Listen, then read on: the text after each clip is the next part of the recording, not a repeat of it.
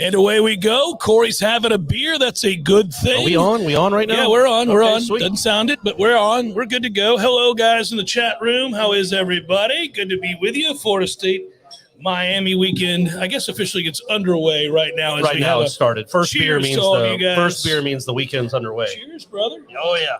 There we go. Let's get after it. Oh, yeah. This is going to be a good night. It's going to be a good night. This is the heavy stuff, if you're wondering. Ah, yeah, there we go. Michelob's finest. There we go. Okay, so it is. We begin. Your favorite memory. Now, we just did the show on Warchant.com. We did. You, me, and Gene, because Right. we're the old guys of the group covering Florida State, Yeah. at least in terms of most games seen. Yeah, we've been going to games since the 80s. Yeah, Miami early games. 80s even. Yeah. So you're asking me my favorite memory. I guess when I met Stephanie. That's not true. Are you talking about Miami memories? Which, by the way, I mean, even then, as much as I love Stephanie, I mean, you do have a Top child. five. It's top five. Yeah, you're right. Brady trumps that. So she definitely I'm just top trying five. to help you out. No, I would say, the 93 one we talked about a lot was a great one because Was a great one. What had happened the previous 2 years and all the stupid missed kicks. And then you put that one away in the fourth quarter. That was a good one. Beating them 47-0, slamming the quarterback into the goalpost. And I haven't seen that before or since. A quarterback getting sacked into a goalpost. More low water mark for Miami, which is almost as sweet. Nobody's concerned about Miami. Well, that's what I'm saying. That's what made it feel sweet, was that you knew it couldn't get any worse for them. Most devastating loss, pro or college, has to be a wide right. First wide right. Me too. I walked out of that stadium. Yeah. It felt like a funeral. I mean, it did. Like, I walked out and there was nobody saying anything. I agree. That was because everything had been put into that season, and you're number one the whole year. I'm still angry about it. You screwed up the whole game. You had to rely on a freshman walk-on kicker. Yeah, it's a toughie. It was a bad one. It was a bad. By the way, Robert wants to know if you're drinking a real beer. The answer is yes. Well, it's Mick Ultra, so it's more real than truly, I guess. I'm so proud of you. That's nice. Also, by the way, people point out that they're proud of us for drinking Tall Boys to start the Friday show here. Yeah, that was Tom. Tom did that for us. By the way, this is the Warchant Happy Hour. We're here for Fridays. Aloha, by the way, Spartan Nole. Well done. We're here Fridays for home games. Get a little loosey. This is our last one. It's gone by too fast, and at the same time, it does feel like the weight of the season, the tail end of the season, all that. Like, you need one more uptick, one more thing, and this could be it. Like, I said today on the wildly popular Jeff Cameron show. Yeah, it's still on the air. That I would be fine if they win this game. I don't care what happens in the next two. I think I agree with that.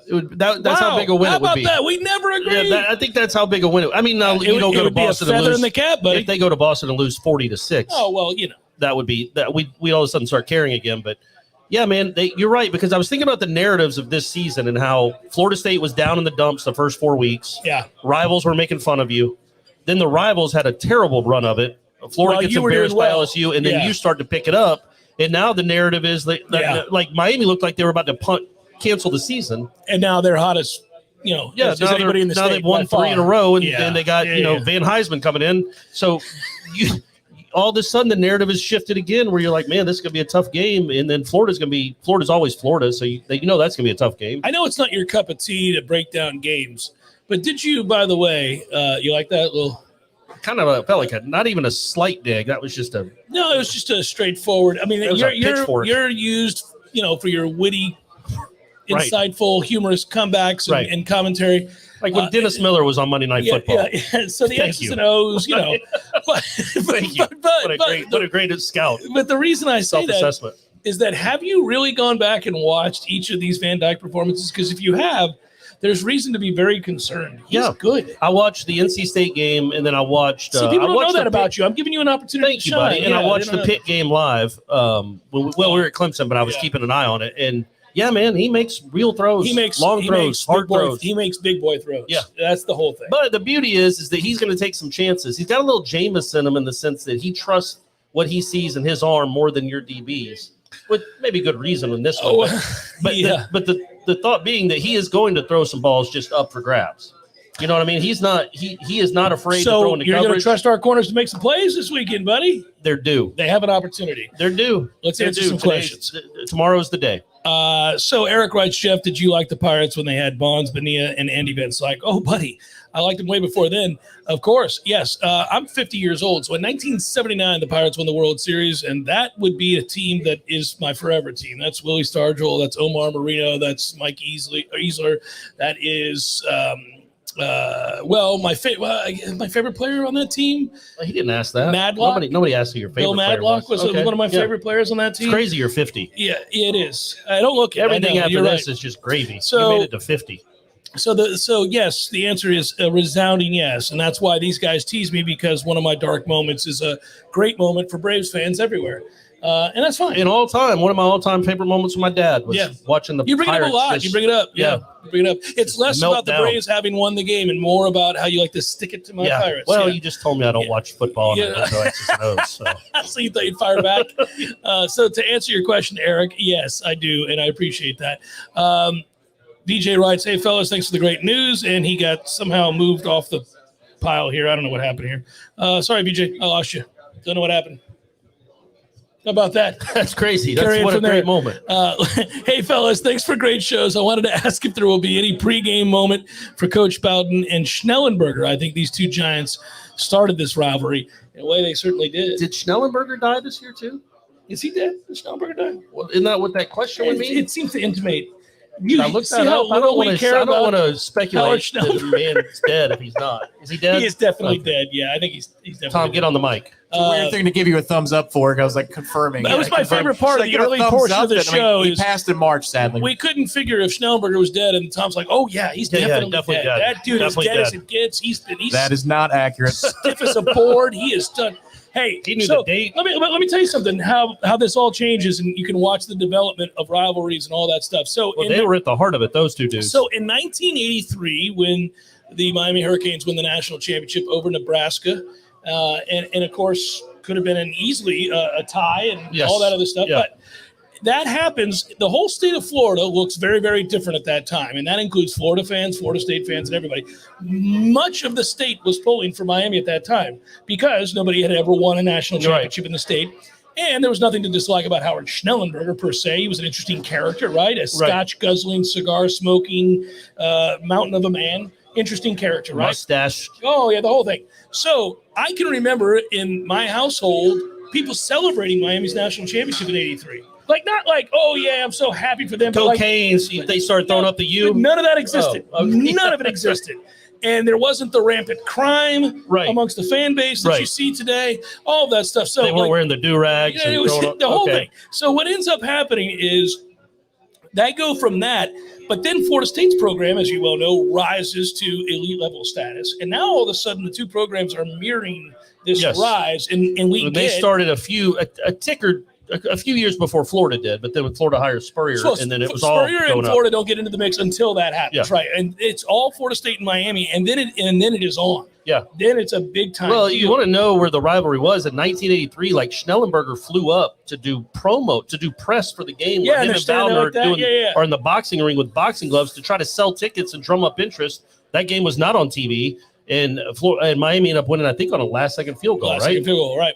Yeah, it's weird how many times this rivalry comes field goals, all that stuff. Kick at the end. But it's crazy, like the twist and the turns of that. And I had somebody ask me today, they're like, "When did you officially start to hate Miami?" And I was like, "Well, 87. 87 by far. It's when the losses began to matter." Like, because now all of a sudden you go from irrelevance to mattering, to being a team of significance, to being on the national scene, to being able to play with anybody, thanks to Coach Bowden, to, hey, we could win a national title. Like, it becomes a real thing. Yeah. And when they start taking away that ability to win the national title or being the obstacle, then it's real. But then all of a sudden both teams end up taking off, and we've all talked about the timing of everything.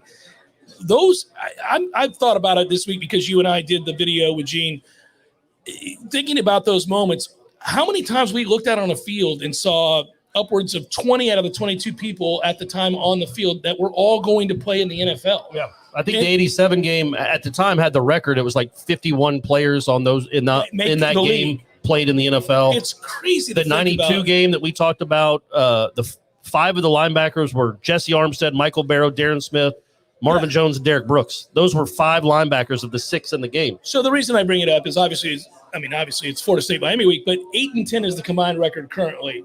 The worst since 1975 when it was 3-13. And you were like, what were you, 12? It was 4. 75? It was 4. Oh, okay. It was 4. I couldn't do the math. Quick math. That's hard. Yeah.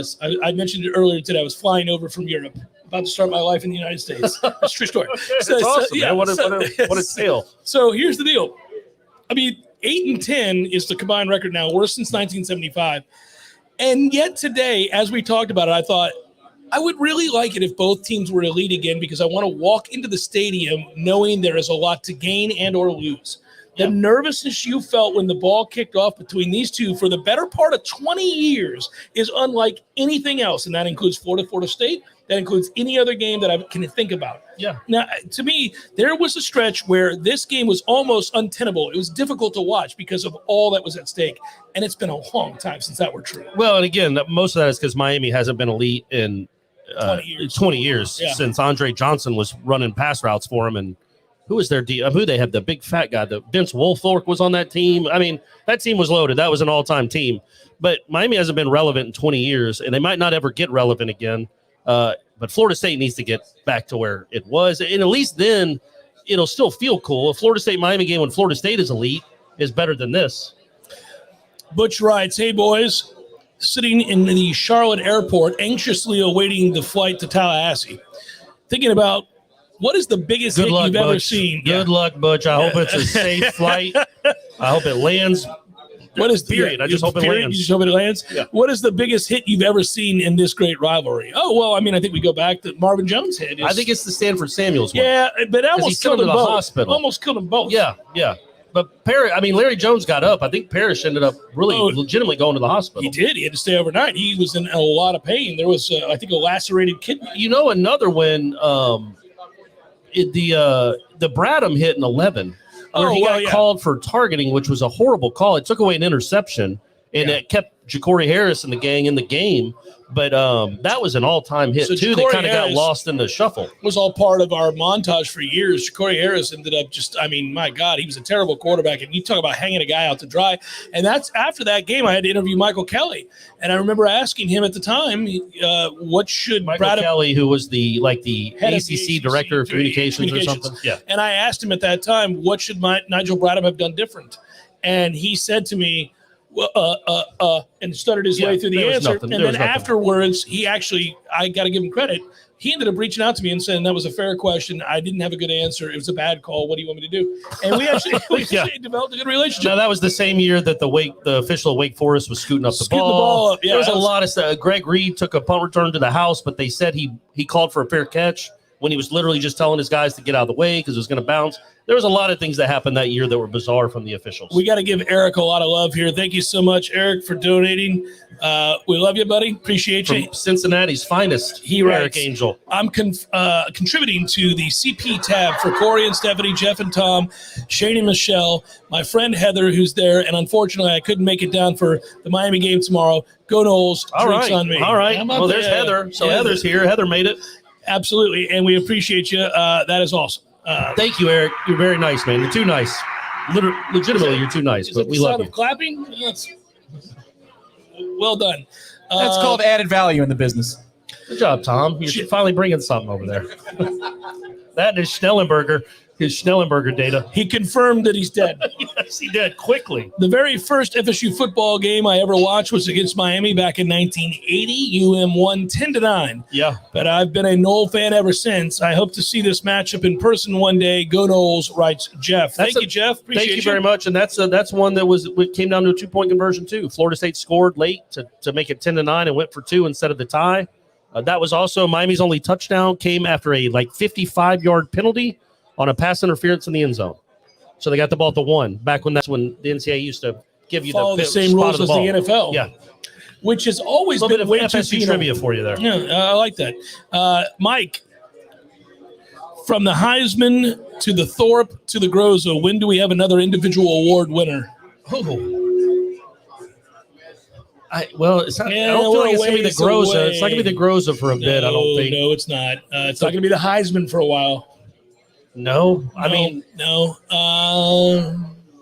Maybe no. So the answer, Travis Hunter. Travis Hunter is going to be the answer. Well, he can do both. He could win the Thorpe and the Heisman. Yeah, he could win the Thorpe and the Heisman. And the Biletnikoff. Yeah, he could win everything there is to win. So I'll go with 3 years from now. Hopefully Travis is in town this weekend. Maybe he is, right? Oh yeah, he needs to show up tonight. This is a massive weekend for recruiting. I know AJ Duffy, the quarterback of the future. If you ever read Warchant.com, Michael Langston wrote a piece about previewing all the people that are going to be here this weekend. It's amazing. Yeah, they shouldn't let Travis Hunter leave.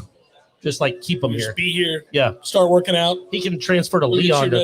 Marvin Jones Jr. is going to be here this weekend. Is he? Yeah. So does that mean Marvin Jones Sr. is going to be here? Probably. Okay. So I don't know what we have to do to outdo Alabama. I mean, Alabama obviously showed him a good time.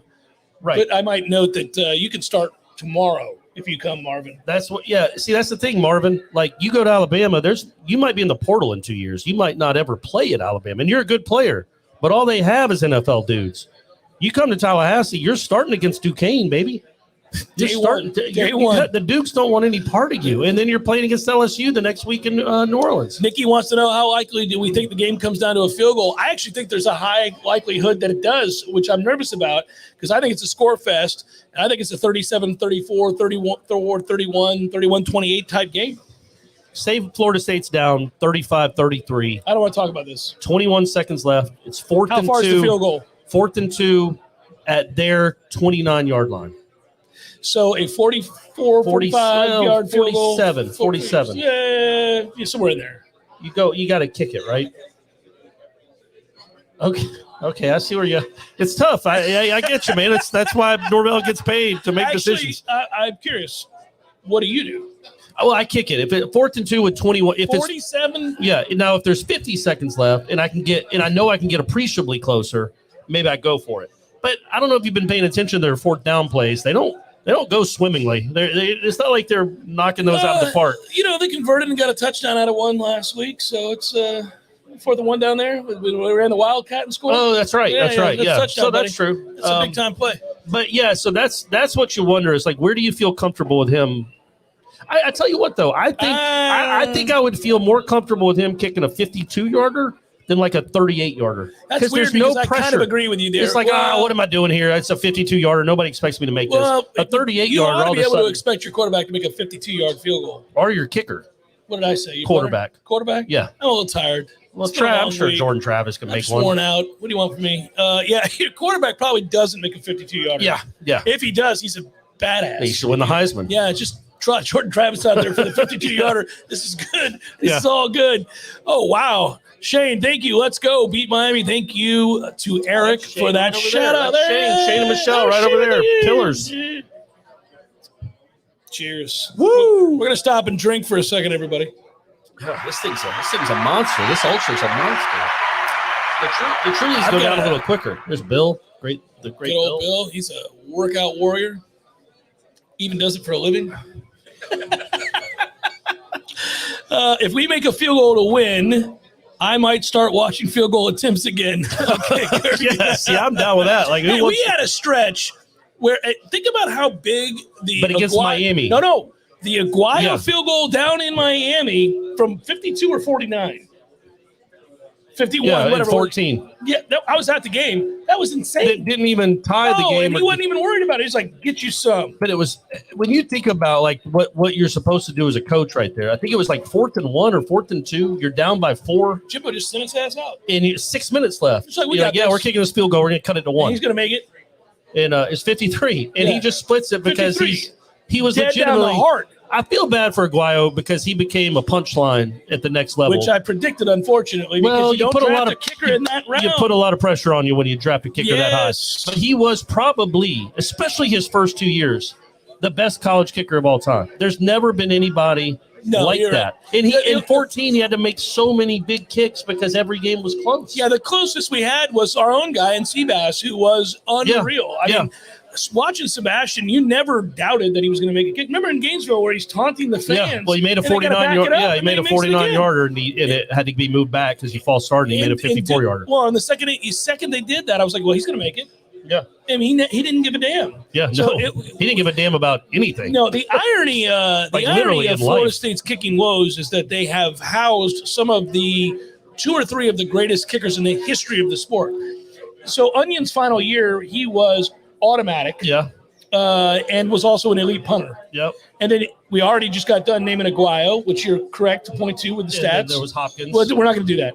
So, but I mean, they had so Hopkins many. turned out to be a good kicker, right? Yeah, very good kicker. But you know, it's like you with Jordan Travis. You think that guy's the greatest kicker of all time. You said he was average. I just disagreed. Okay.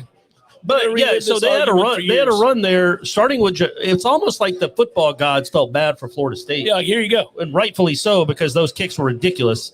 Where's Jerry Thomas now? But I mean, that's not his fault. Like, why are you the number 1 team in the country and you have a walk-on kicker? Make the kick.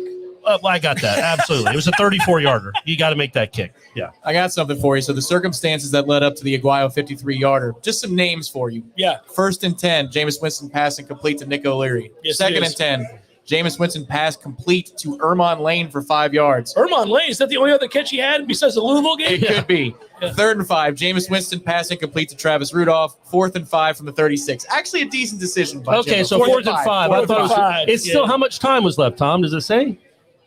7 minutes, 12 seconds. Okay, well, all right, that makes sense then. I think at the time I was surprised he kicked it, because you do In have the retrospect, Heisman you winning realize quarterback. that you have the best kicker in the country. Yeah, but you're still not winning the game. You're only down by by 1 at that point. When he makes the kick, what's the score?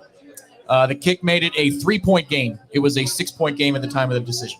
Okay, that makes more sense It or makes less more sense. sense. It makes more sense. You cut it to 3. Yeah. Oh, Jimbo. Yeah, I don't know. It made sense. He was on 4th and 5. Jimbo is 100 times out of 100. He's not going. He's not going. If there was for 2 it. minutes left, he's kicking. Yeah, he is. He's trying to onside kick. And if I had asked about him on Monday, he would have changed the yardage. 4th and 14, Jeff. Yeah, What do you want me to do? So on that 4th and 5, did you think about going it? Well, Jeff, it wasn't 4th and 5. It was 4th and 27. No chance. Shit. Okay. But we were looking at it, Jimbo. Yeah, but you guys couldn't tell. I walked it down. It was 4th and 27.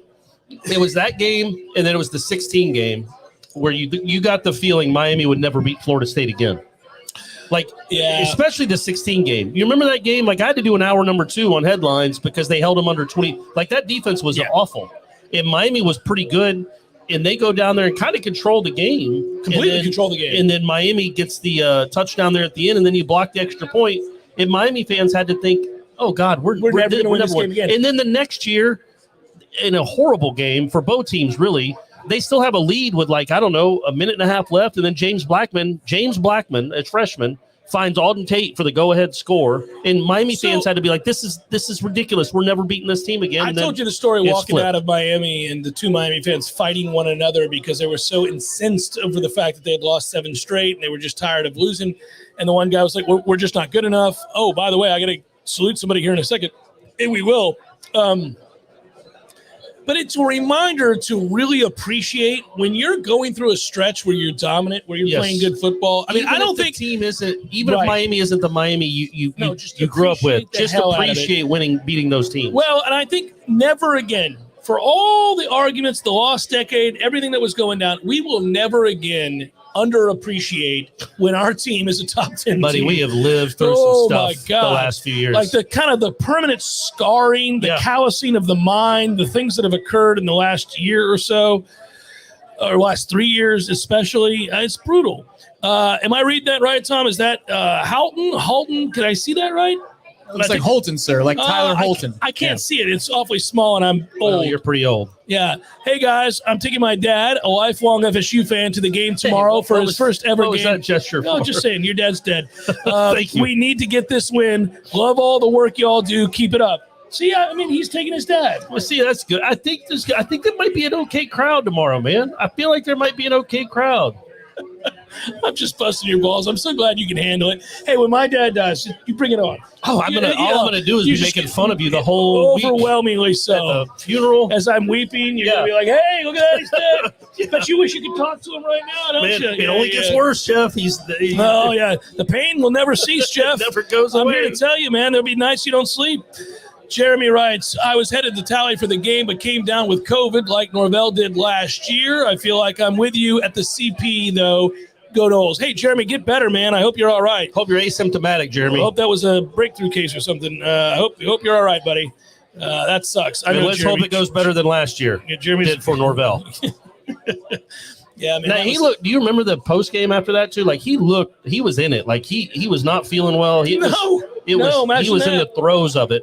And also he had to sit at home and watch his team look like that. Yeah, cheers to you and your dad, Holton. Appreciate you. That's also from FDFC. There you go. So everybody's weighing in right now. And Holton, that's awesome. Definitely hope we get a win. I'm feeling the win. Who's with me? Are you feeling the win? You're not. You're picking Miami. I think you picked Miami 52-7. No. Oh, I got that wrong? No, you did get that wrong. I did pick Miami, but only kind of just to break up the mojo. I keep picking Florida State, and it's not working, so I figured I'd flip it. No, I think they can win. I'm starting to get a little more confident as if it might actually happen. I really. Why? Just because the vibes here? Well, I think we put in too much stock in these last two games, one of which was a flu-ridden team without your quarterback. I'm choosing to remember the UNC game. And if you play like you did if you play like you did against UNC, you'll beat Miami. Maybe you're going to give up some points though because Miami's going to score. But if you can get in the mid-30s, you have a really good chance to win this game, and you should get in the mid-30s. I picked against Florida State each of the last 2 weeks, and yet this week I picked Florida State 31-30. Okay. Are you playing that on your card? I'm not betting it, no. Okay. But I'm actually not touching the game. If I were going to touch the game, I might take the over because I think I was a little low in my projection. Maybe it's 34-31. The over-under is 60.5. So I might go a little bit over here. But I started thinking about it. You know, Miami's one of the worst tackling teams in the country, and that's not an opinion. Statistically speaking, they're the second worst in the country in tackling. By the way, like that's remarkable. And Trayshawn Ward has been non-existent the last 2 weeks. He is too good a player, and I know the games kind of dictate things. You weren't going to get a running game last week because McKenzie Milton can't play. But you weren't going to get a running game against Syracuse either. But you kept throwing it out wide to him. Like you found ways to get him the ball. And against Clemson, I know he fumbled. And then against NC State, they didn't give. I mean, Trayshawn's one of their better players. I think he got beat up a little bit though. He might, but he has been non-existent. He's too good a player, and I think he's a guy that could have a game, like he's going to bust some tackles, and Corbin's going to bust some tackles, and that's how you win this game. That's your recipe to win this game. Yeah, the hope is obviously they get it going. I mean, when Florida State's good, they're rushing for over 200 yards. It also gets your defense a rest if you're able to run the ball. Miami's given up. If you look at the explosive play numbers, Miami's given up a ton of big runs this year. Yeah. So it really does play into your hands in that way. Now, the problem is, of course, Miami hits the big play over the top right now. Van Dyke is so confident throwing to real weapons.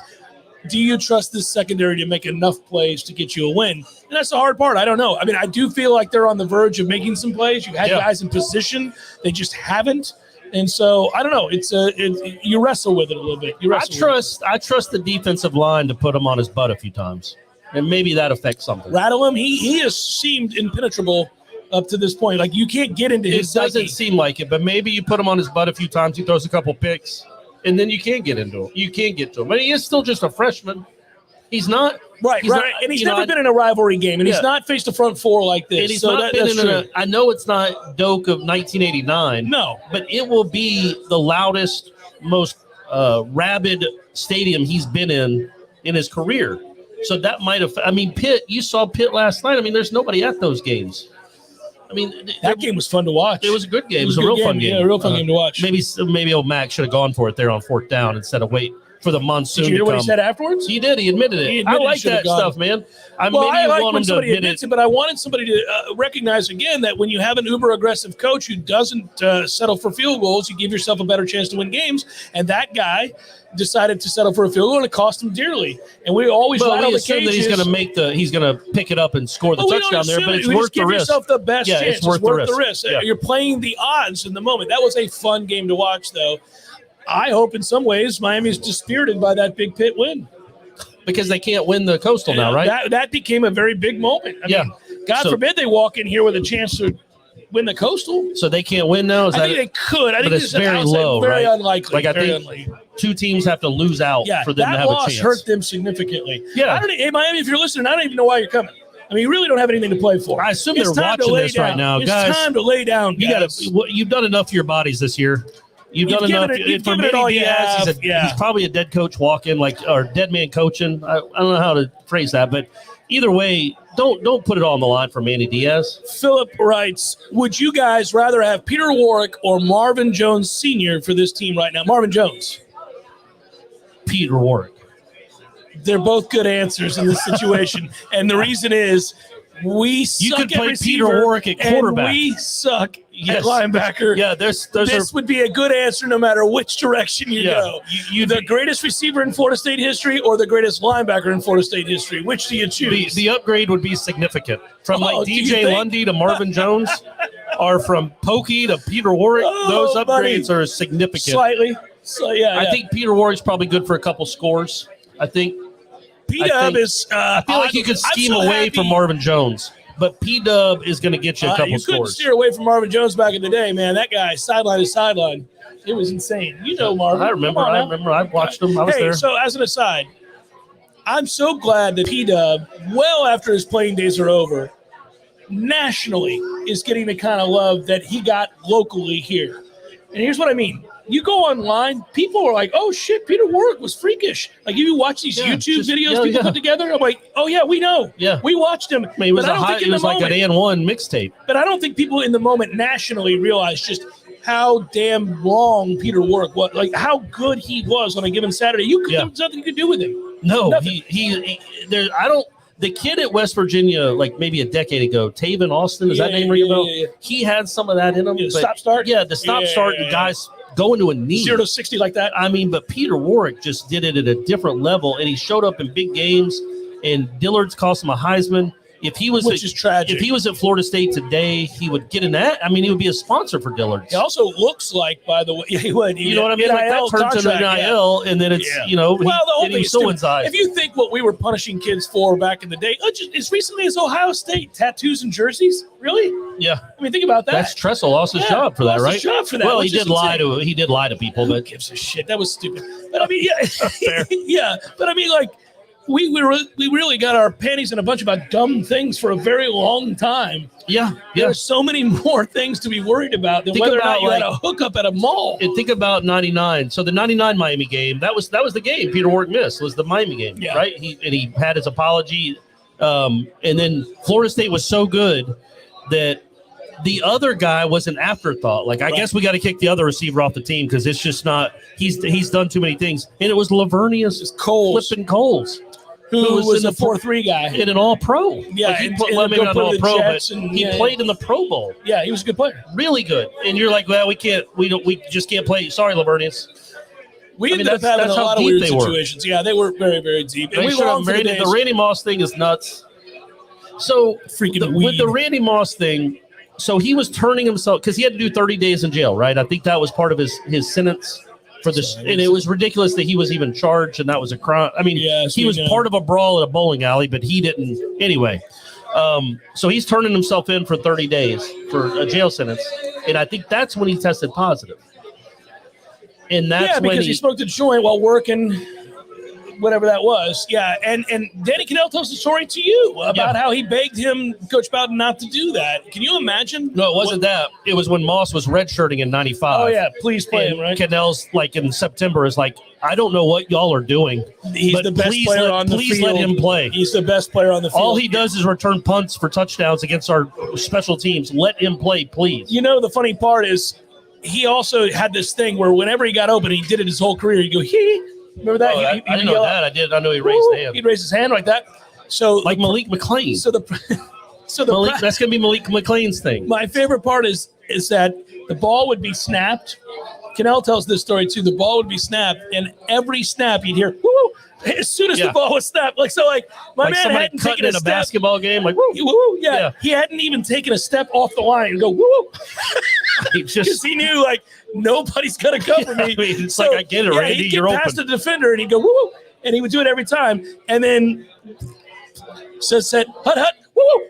Every time right off the line. And man, he was that kind of special. It was freakish. It'd have been cool to watch him in a Florida State uniform for a couple of years. Well, what would be cool now is to get a win tomorrow. And I don't know how far it goes. Just get a win. And we can do the reminiscent thing. We're stuck doing the reminiscent thing. We have no choice but to do the reminiscent thing. But I do think if you win tomorrow, feather in the cap for Mike Norvell, people back off and settle down, get a little bit more patient. You said it, and I said at the beginning of this the Warchant TV happy hour, that I really, if they win tomorrow, I think they secure that class. I don't think it really matters what happens against BC or Florida, although we want to win those games. I don't think it matters. Yeah, and I just, like, the last 2 weeks have been a bummer, but to me personally, it hasn't really curbed where I think this program was going because of the circumstances. Clemson's tough at Clemson. And there's some things you can't do on offense because you just don't have the talent. But you were in a game, you had the lead in the fourth quarter. When was the last time that happened? 16, right? With the Freddie Stevenson crazy block for Dalvin. That was the last time you had a lead in the fourth quarter against Clemson. And then the NC State game, you had the flu and you didn't have your quarterback. So it's hard to say the team has taken a dip because these circumstances are so different. This, though, you should have all your bullets. You have everybody that you should have. You got your starting quarterback back. It would be so. There's not really an excuse to just go out and not play well. Like the excuse is you don't have great talent. You don't have good players, but they're not incredible either. Like their roster is better than yours, but it's not appreciably better than yours. Where you can't expect to go play well and win a game. And what that would mean, my point being, so over those last 6 weeks, you would have won 4 of them. You've gone 4-2. Yeah, and your 2 losses are at Clemson by a touchdown. And you were distinct underdogs in both those games. And then NC State without your quarterback. It changes the narrative. Yes, very, very that's quickly. What I'm saying. It's a narrative shifter, a narrative changer if you can win that game. And if you can't, then the narrative remains that, he's going to win 3 games again. It's great that they're better, but it's still the record matters at some point. So Michael wants to know, why haven't the coaches put Toafili back there returning kicks? I don't know. I feel like he'll get broken in half. He's so slight. He's got to get bigger, man. I mean, that's the biggest thing with him. He's just not a big, strong kid yet. Well, and look, man, I know we probably don't criticize the coaches as much as people would like. That play at the end of the Clemson game was an all-time. It doesn't matter, though. Except that Toafili got hurt. He's That's fine. what he didn't play last week. He's fine. He was in sweats. We couldn't have run him anyhow.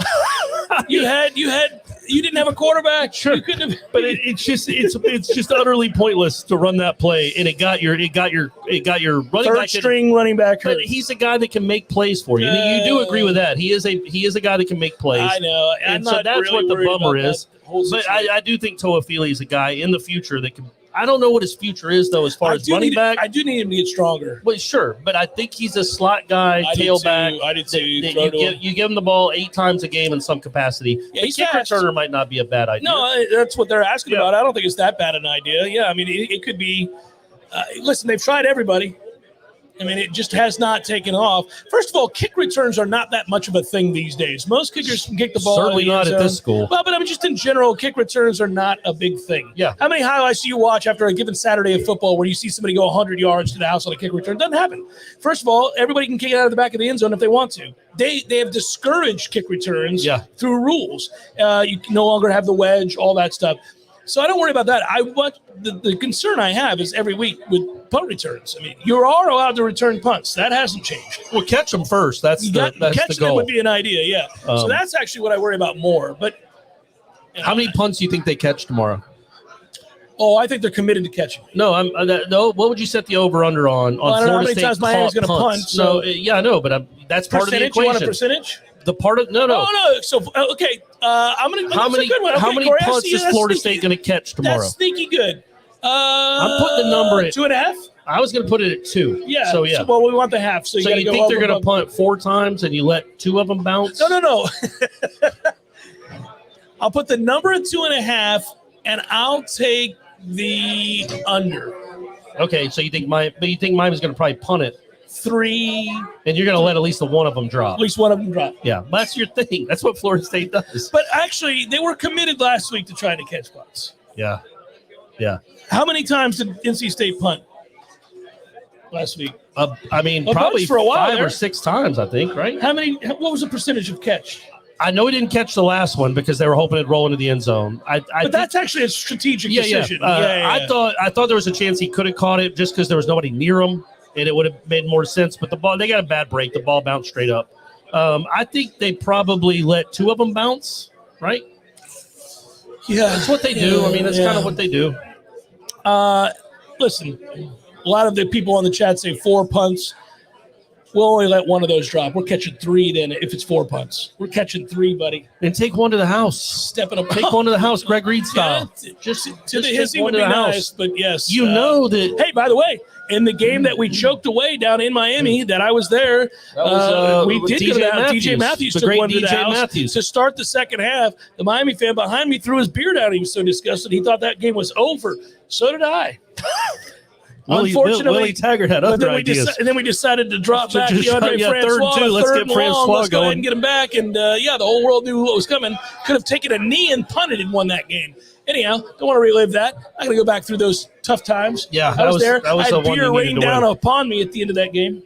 Oh, did you? Well, I was decked in garnet, and I was an easy target. And what are you going to do, fight the stadium? I know I'm strong, Corey. Yeah, but you're not that strong. You're not a superhero. No, and I just calmly walked out of the stadium soaked in beer with my buddy Matt. Okay, it was a tough time. I haven't forgotten it. So you've had better memories. I've of had the better Miami memories. game. Yeah, it was a tough So time. do you think they're going to win for real? You're not convinced they're losing, though. That's the problem. I think last week, especially when we found out I Jordan told you wasn't, they were going to lose, didn't you? when we found out Jordan hadn't practiced all week, you're like, yeah, this is tough. I picked Clemson to beat us. I picked NC State to beat us. I didn't waver in any way, shape, or form. I'm waffling a little bit this week. I really do think Florida State could win the game. I mean, 31-30 is not crazy. No. 34-31, 38-35. It's not crazy. They could do that. They can win a shootout. Imagine, Corey Clark, just allow yourself. It's a little bit like winning the lottery. Imagine, what if Florida State beats the shit out of Miami tomorrow? What if that final score is 41-10? 41-8? I mean, forget about it. Just allow yourself to think about it for a second, then realize it's not going to happen. But enjoy that memory for just a moment. Okay.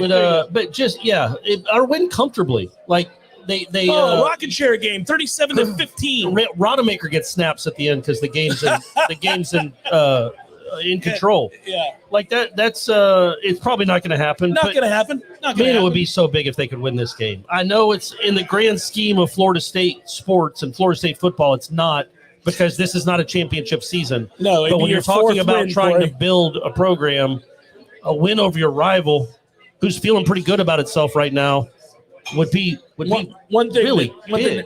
It would be. One thing that's true is that everything's relative, right? So when you're playing for national championships and you get a win over a rival and you got bigger fish to fry, you go, okay, good, check, and you just move on, right? It feels good, but you don't revel in it.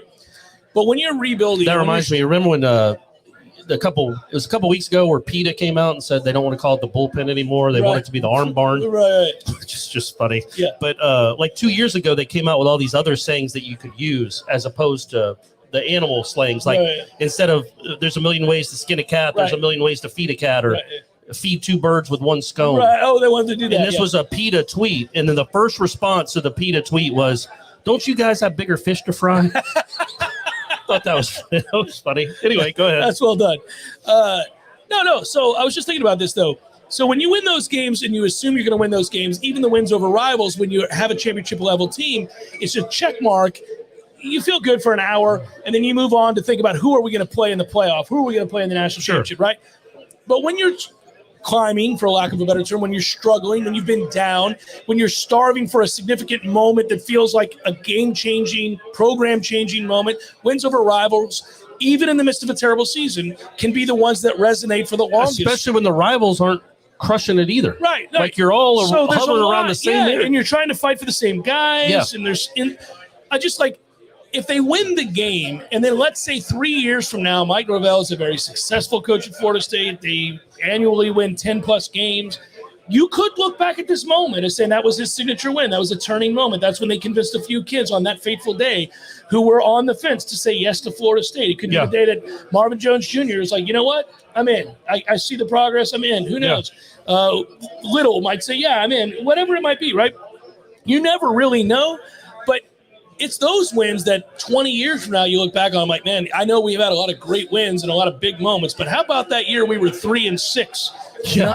And it's very strange how that can resonate longer, even all those decades later, even while you're having a bad season. People remember those things about Florida State in the 80s. Yeah. Certain wins, even in the midst of bad to average, what would be considered bad to average seasons, signified where they were headed.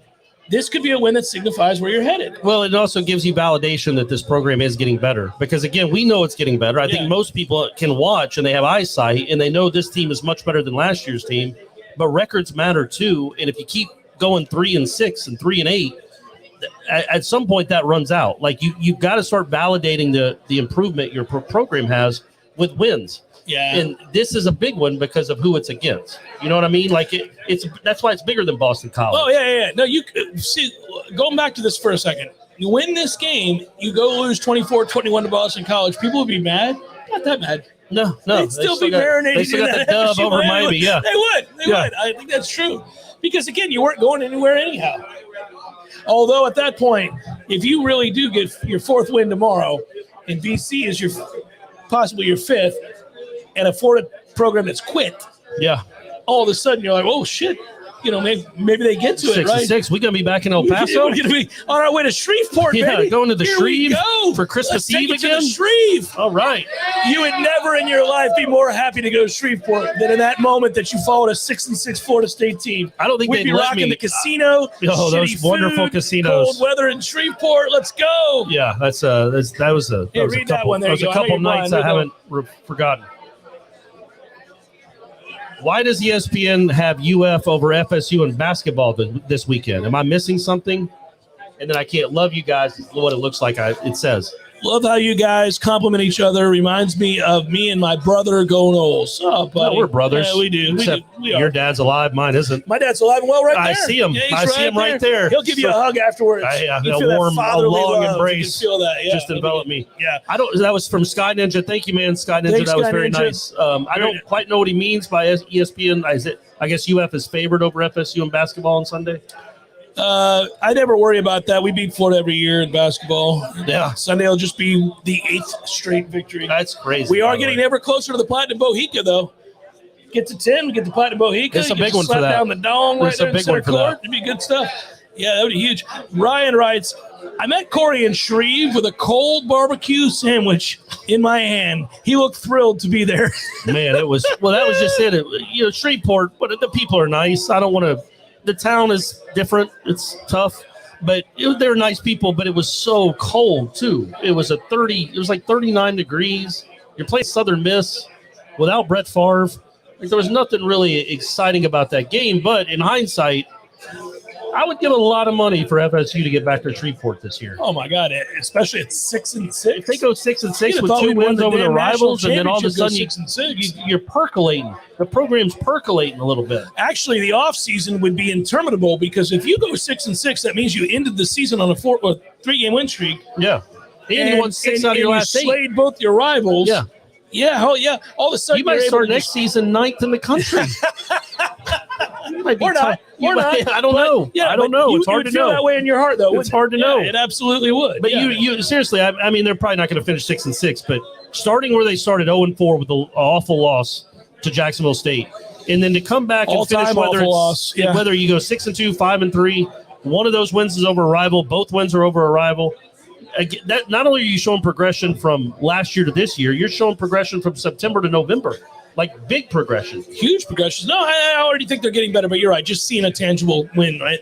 So RHR, if I'm reading that correctly, writes, how do I get a job where I can drink beer and talk about Florida State football? Where did I go wrong? Yeah, it's true. It's true. This is a talent. It's good to get a reminder. Number one, this is a talent that you can't quite comprehend. What are you going to do? What this talent is like? Uniqueness at this table. Yeah, this isn't. They don't do this for just anybody. We make it look easy. I mean, this is hard work. We've been prepping for this for hours. Yeah, hours and hours on end. Did you just point to money? What happened? We got a question. How about the difference in our beers? Cheers. Yeah, I got a refill. You did? Yeah. Oh, all right. Since you guys are drinking, I'll hit the promo then. I put a promo screen up because tonight at Corner Pocket Bar and Grill, if you aren't here and you want to get here, it is Kilt night at the Corner Pocket Bar and Grill. 8 o'clock, there is a Celtic rock band called the Crooked Kilts taking the stage. If you want to support FSU libraries, get here to the CP. Okay. Real soon. Good job, Tom Lane. Yeah. Warchant is the only program What is? I can't see. Oh, they'll stop watching Seinfeld to watch us.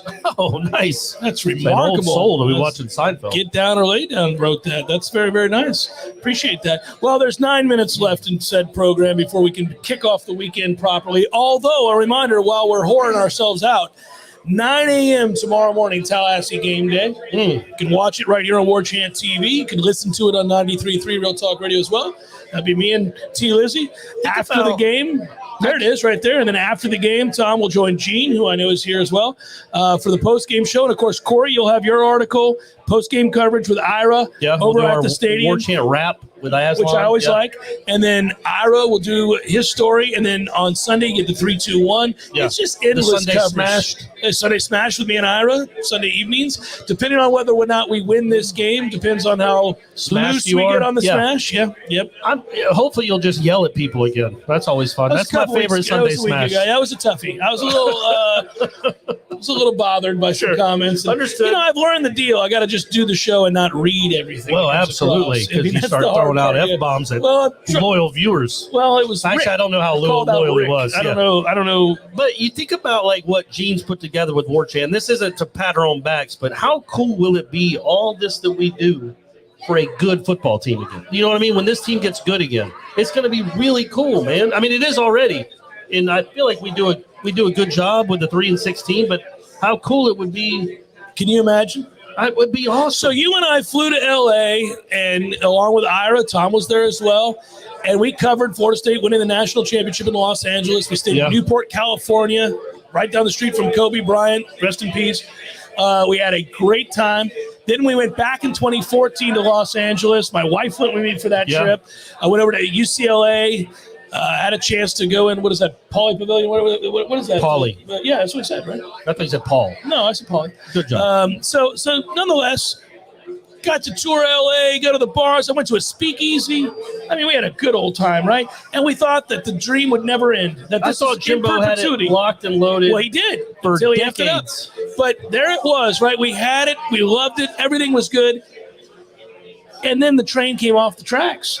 But imagine the next time that this happens, that they're back at peak efficiency, because never again will we forget to take it all in, savor it, let it sink in and wash over you, and celebrate it. So our coverage will be different. Yes. I mean that. Like, I mean that sincerely. I think we agree on this. We never knew that the depths could that it could so dry low. up, that it could end very quickly.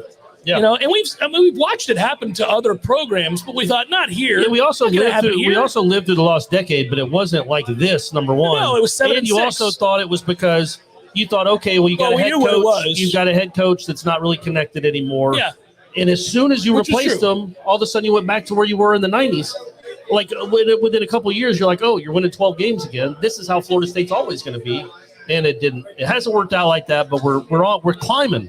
We're climbing do you think Clemson fans right now are kind of like, we're going back into our hole? No. It's happening. No. We were useless for the better part of 50 years. We had a nice little 6-year run, and we're about to go back down into our hole. No, they won't know it until they're in the hole. They never do. Nobody does. Nobody recognizes one day you're falling in the hole. And you're looking up going, God damn it, I'm in this hole. Yeah, that's what happens. How it works. Yeah, that's toughy. But we'll never do that again. Buddy, that 10-win season, we'll be doing this show shirtless. I mean, like, what's pantsless. Up? We're back. It doesn't matter. Everything. Here we go. We'll be in. Yeah. I mean, I'm very excited for that when they get to start and get playing games that matter again. Like I told Ira. Well, this one matters tomorrow, buddy. No, I mean like nationally matter. I know. When was the last time you watched the college football playoff reveal show? I don't watch it at all because I haven't watched it in 6 years though. Like it'd be. I mean, you're never going to really want to watch it, but when it matters again, and it will matter again. This program will get back to where it's supposed to be. I'm telling you. It might start tomorrow. If not tomorrow, when? It's the locker room speech. We're never going back. Here we go. We're never going back. It's our time. It's not their time. It's our time. I knew that was coming. Please. Yeah. Play that clip. Do you think it would be inappropriate for Norvell to play the clip of Jimbo saying to his team, it's our time, not their time? Instead of his own halftime speech? Yeah, that'd be great. Hey, guys, I want you to watch this. Yes. There was a guy here one time. Yeah, he recruited a couple of you. So this guy Michael writes, and I love Michael, when this program gets back to contending for championships, Warchant TV is going to have a channel app on Roku. Keep climbing. That's the goal, Tom Lang. Yeah, we want to be Roku We're going to be bound. on Roku. We're going to be Roku when bound. Florida Apple State TV. gets back We'll to the be there. nearest 6 bowls. We'll do one of these every day. Oh, man. We'll go to people's houses. Be on the porch doing a show. I don't care. Oh, buddy. We'll see. I think it's time for us to wind it down. Okay. It is 5:57. Yeah, I'm out. You're not. He's had You a still beer. got Yeah, it's been a 2/3 of good beer hour. left. It's been great.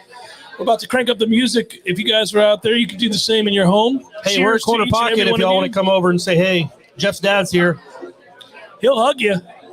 He will. Hey, so as an aside, a reminder, all things Warchant, we just like to lay it out there for you before we sign off. Tomorrow, 9 a.m. Tallahassee game day. Myself and Tom Lang will do the pregame show for you. You can watch it right here on Warchant TV. Obviously, game stories. You're going to want to be following Corey and Ira at the stadium. I'll be at the stadium, but I'm going as a fan tomorrow. I'm not going as a media member. I'm going to sit with my dad and cheer on our beloved Noles. So, yeah, it'll be a good time.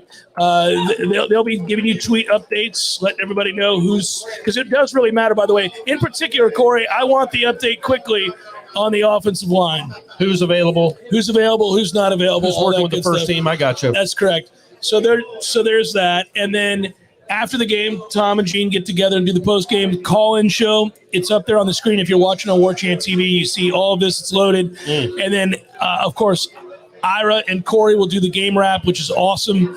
It's always fun. And, you guys make me laugh with that. The Sunday Smash on Sunday evening, Ira and I, one last chance to look back. A lot of vitriol on the Sunday Smash. Just yelling at people, yeah. Just angry Jeff. Yeah, I think but that's something. That's true. People like that too. They like to see that out of you. It is senior day tomorrow. And now I know we could laugh at maybe it's not. I'm not going to laugh it's at not anybody else Deion's senior day. Yeah, I wrote a column about this, but Deion never made it to senior day. He did. He was at 88. He didn't graduate, but he still had his senior day moment. He still walked across the field. But when you look at this senior day, you got Keir Thomas, Jermaine Johnson, Devontae Love Taylor. They've been great kids. Devontae Love Taylor too. Now he's playing hurt. Great kid. He has been in. And when you look at the future of this program, I know they were only here for a year. Those first two I mentioned, and the other guys like the Brady Scotts, the Emmett Rices. Maybe this doesn't apply as much to them. No offense, guys, but maybe their 1 year here will end up being a really big deal in the future of this program. I'm forever indebted to Jermaine Johnson. Well, that guy. But they can be culture shifters. Yes, they really can. There's Keir Thomas, Fuller, Fabian Lovett, all those Garrett guys. McClendon, all the young guys. I'm naming some non-seniors, obviously. But and so I hope they get the appreciation they deserve, even though there have been a gazillion seniors that have have accomplished more wins on a football field. These guys might, in 3 or 4 years, be the guys you look back to and say they might have shifted a culture a little bit. And they just all of them really. Emmett Rice, it's a bummer that he hadn't been able to play. These might end up being really important dudes in the history of Florida State football. They bought in, they carried the torch, and they made this a competitive program, not a good program, not a great team, but they're competitive, which they were not last year, and maybe that begets other guys that play that hard next year and play that well next year. We can only hope. For everybody here at Corner Pocket, we salute you. Thank you so much for coming out, everybody. Cheers. Go ahead. Everybody slams their beer as fast as possible. Go ahead, everybody. And so there's that. And to all of you watching on Warchant TV, we greatly appreciate it. Good work, Tom. For Corey Clark, I'm Jeff Cameron. Be good, everybody. Go Noles. We'll talk to you tomorrow. Thank you. We did it.